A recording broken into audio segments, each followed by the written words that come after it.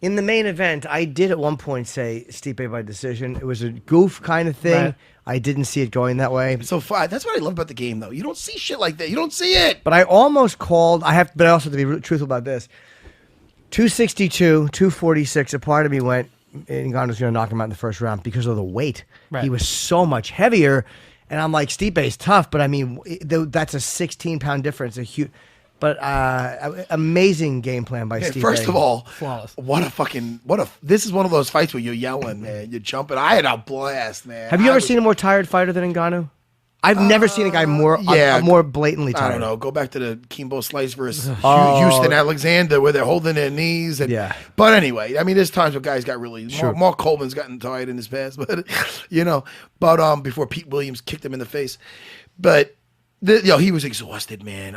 But I loved it, man. I loved what a monster movie, man. Like he had to survive that first round where you're like, any second one of these big paws lands. He got tagged a couple times, but Stipe could take a punch too. Stipe could take it, the shots, but then he was throwing back. But then he did it after he made him, get all that blood pumping into his muscles, trying to fight Stipe off, which he took away a little bit. But then once he got his ass down. We see, then it's fucking danger, Will Robinson. I'll tell you right now. I think he also got his attention. I want to say there's a combination, but he landed on Ngannou towards the end of the first round. I think it was the end of the first round he hurt him, and I don't think Ngannou's been really tagged like that yet. No. I don't think he's fought a guy who punches as fast or as hard as Stipe. But you think about the different wrestling techniques he used. I mean, it was really awesome, man. At one point he did like a knee pick. Another point he ran him from one side of the cage. I thought they were going to go through the fucking cage. Yeah. And Dominic Cruz said, look how he didn't go to his knees. He stayed on his feet when he ran him, the correct way to do it. He ran that motherfucker down up into the cage and then kept control of his feet, took him down. And again, like I was saying, he has that control. He kept up against the cage. He kept switching on the neck into like a quarter Nelson to make sure. He was trying to prop himself up, but he couldn't lift his head up. Because Stipe puts so much weight on him. He knows how to distribute. It's not about even being heavy. He knows how to distribute his weight. So he's keeping it in all the right places where Francis he's carrying all that weight while he's exhausted. It was awesome to watch. It was like watching the air come out of a tire slow, like he was absolutely draining him. Were there times where Herb Dean let them stay in the position without moving? Even though they were doing something, there were times where they were in that position for quite a while. I'm surprised Herb didn't stand them up at all. Every time Herb said something, though, you notice, he goes, need a little action, and then Stipe would throw a couple. But he was he really paced himself brilliantly. Yeah, it was a brilliant fight by Stipe. But now this, it was a masterful performance. I thought it was just so great, and it's why you watch the fights. And I just loved seeing him beat him by not just going in there like a rock'em sock'em robot. You know what I mean? Taking his chances with it. That's why, like, oh man, he got caught a little bit with Overeem and this one and that one. He was smart. He was tough. He wasn't just a brute. He was a brute when he had to be. Yeah. He landed his own punches. And to Francis's credit, he did hang in there. And he went all 5 rounds. I mean, he was exhausted. And he was helpless on the ground. And I think that Stipe was probably anybody else. I think Stipe would have tried to knock him out. Yeah. But I think with Ngannou, he throws so hard that even tired, that if he lands, he can put you out with one shot.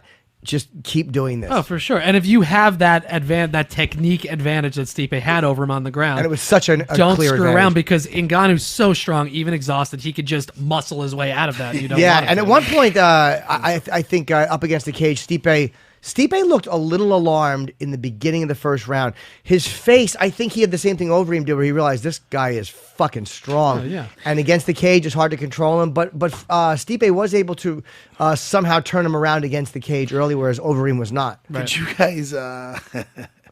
Did you hear what Derek Lewis? Right. Derek Lewis is hilarious. He's trolling Francis on Twitter with a video following the Predators' loss in a mock African accent, and he says, "Seems like someone else been bullshitting. Yes, my brother, that is a treadmill behind me. What the?"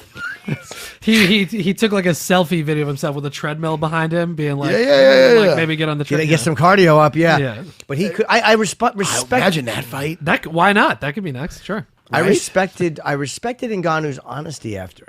He said, I underestimated my opponent. And I'm like, first of all, that to me is his coaches, I think, maybe should have said, do not underestimate this guy because of the people he's fought and beat already. Because now you look at like a guy like Verdum. Take a guy like Verdum against Francis. I want to talk about that. Verdum would go and throw a kick out of the middle of nowhere. He'd throw a wild kick and literally would shoot for a takedown immediately. And I absolutely think Verdum could put Francis on the ground. And if he did, I think that he would tap him. Can I tell you something right now? He doesn't have to put him on the ground. Francis could put him on the ground. I thought you were going to say exactly what I was going to say with this. Well, you said he could do a kick and then go for a takedown. He could jump across the cage, run across, do that flying kick in his face. Yep. If Francis ends up they fall to the floor, he ends up mounted. He has a second to land a strike to put Verdum away. Verdum could submit him within 20 seconds on the floor. I agree. He will, and I'm talking about from any position. He could jump to a closed guard, and all these big, long limbs, he will manipulate his balance and take him in an arm lock. You think Verdum could quicker submit than Francis? You could say fucking Pete Burns. You think he could submit him quickly? Yes, I do. I think there's a lot. Let me tell you. I'm going to tell you what I would do with Francis if I was helping him out, and his trainer should write this shit down. But this is the problem.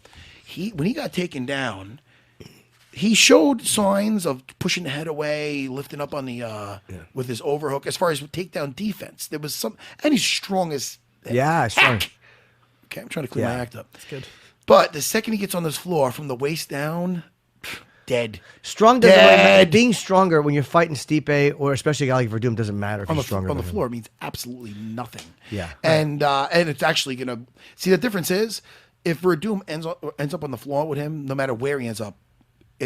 Francis is at a disadvantage, unless again he lands a super hard punch fast. But the odds are a limb's getting taken or he's getting swept. He's going to get if Verdum ends up on top of him, he's not going to work. He could work from side control, but he would mount him and he would take an arm. You think Verdum can mount him? Wow, it's funny. I'm watching and I'm watching for the stuff that for Stipe to use.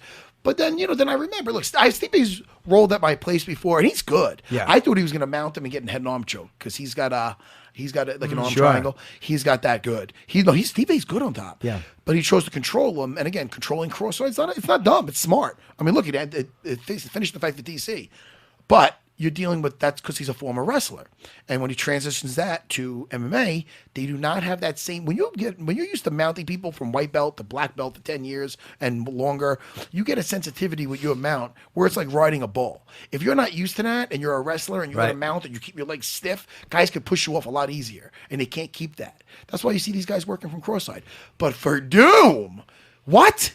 He will mount him and he'll just set up camp, drink some espresso, have a little coconut milk. He don't give a fuck. He'll just set up camp there. Yeah, he'll beat him up, and he'll take a limb and he'll make it look easy. So I'm sorry, Jimmy. No, please go ahead. Well, this is the thing.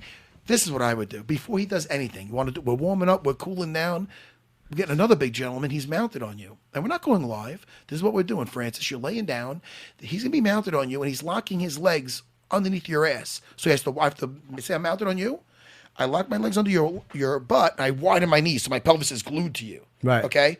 So now for me on bottom, which would be Francis, you don't turn on your side to try to address this. We're exposing the back. You're flat as a board. Your elbows are in, and you're straightening your legs. So now you feel, okay, which leg's on top? Oh, that leg's on top, his right leg. So I use my left leg to untangle it, and I get it leg to the floor. Now I hip on my side, and I use my feet like I have another pair of hands, and I do knee to elbow. Hip out the other way, knee to elbow. It's called the elbow escape. Why are you smiling? Because I'm just thinking. Crazy? I'm just thinking of how helpless I would be in that situation. But then you get to guard, and then this is what we're gonna do, Francis. The guy's pinning you down by the biceps. You're gonna have your foot on the floor. You're gonna lift the weight with your right foot, left shoulder. Now your butt's light. Now you're out on your side. Now you're going to lift him forward to lighten the load. Your shin's you can do a basic scissor sweep. You're going to mount. You're going to maintain mount. Your partner's going to do that back to you. We're going to do a flow drill up and down the mat. 5 minutes of this, we're doing the same exact thing. We're escaping the mount the same way. It's going to be muscle memory. His feet, his legs will be like another pair of hands and arms. So when that happens to you, you don't even think about it. You just, your arm, your legs it'll be just muscle memory, but you got to do this shit yesterday, Francis. Yeah. You can't wait. It's not about showing this guy a move. You need this muscle memory. He's got to be doing that shit a fucking half an hour a day, warming up with it for 15 minutes. And you can switch it up. You can make it fun. I do this to all my guys still. It doesn't get... It's never going to be dated because this is how you escape. You make sure guys who are good on bottom, they got that hip movement. Francis, no hip movement whatsoever. So he's going to have to work this. Then next time you get the guard with the same thing.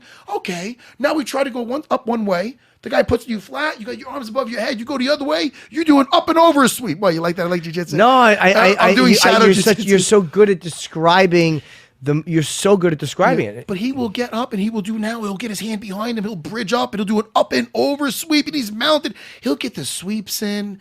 And you could have fun with this. You could do an elbow escape. The guy grabs your neck. Boom. You take an arm lock. You go back to guard. Then you do a sweep. He'll get this over and over and drill it. And he'll be escaping this. When his butt hits the floor, he'll be doing automatically the right shit without even thinking about it. Now, let's say Stipe was on top and he tried the old trick of. No, you don't gotta. No, listen. It's just my. Listen, I've been in the game a long time. No. Jimmy, you didn't have to hit the applause. They're applauding my question. Oh, okay. I'm sorry. All right. If Stipe was on top and he did the old trick of giving him the illusion of space just so he gives up his back, giving up, do you think Francis would have fallen for that? Yes, or give him an underhook, and give him the illusion of coming up, and then you do a sit through fucking Kimura. I mean, there's stuff where there's ways to set traps where he's definitely not sophisticated. Yeah. I was gonna say the word right, Try it and again. you had the sophisticated. Absolutely. There you go. Very good.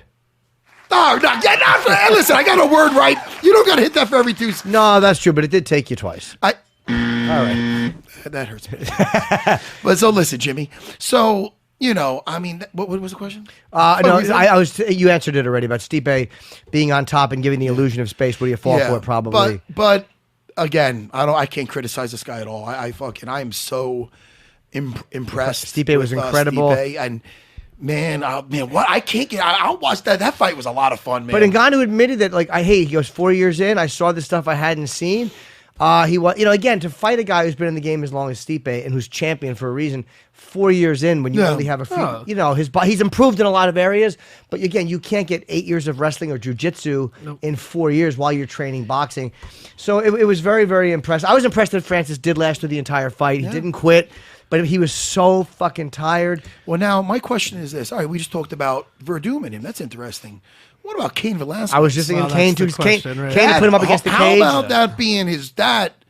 He better avoid that fucking fight. Yeah, but Cain better avoid getting hit, too, because if Junior can put him out with a shot in the head, then Francis can knock him out, too. That happened in one fight. You're right. How many? And in Mexico, high altitude. I understand all that. Well, Cain and Stipe, I mean, that's... Oh, wait, it was Verdum in Mexico. I'm sorry. That was Verdum in Mexico Sorry. against Cain. But Cain and Stipe, I mean, what happens in that fight? That's some great... That is amazing. Yeah. But Francis, when you look at it, you're right. I did think of Cain and his speed and his absolute sickening cardio. Francis, in Verdum taking him down. Yeah. Again, Derek Lewis is a slugger. He's a slugger. And, you've seen guys who are not as good try to get it to the floor and him survive some shit. Yeah. But we're talking about, this is what they should do with Francis. I'll tell you right, him versus the Black Beast is a fucking monster movie. That one would be fantastic. I take Francis. That would be fight. But that would be more of his type of fight because I can't see Derek Lewis going for a takedown on him. Yeah, or Ngannou against That'd Lesnar. Be awesome, no? Ngannou Lesnar. I mean, again, if Ngannou gets a hold of him, Lesnar's dead. But Mark Hunt also can knock you out with one punch, and he couldn't do it against Brock. It's just too good at taking you down. Well, Brock would just take him down. No, Brock, I see that a good fight. That's a good fight for Brock too. Yeah. Again, if he gets him down. Yeah. If he gets hit coming in. The thing is this. I mean, and listen, Stipe did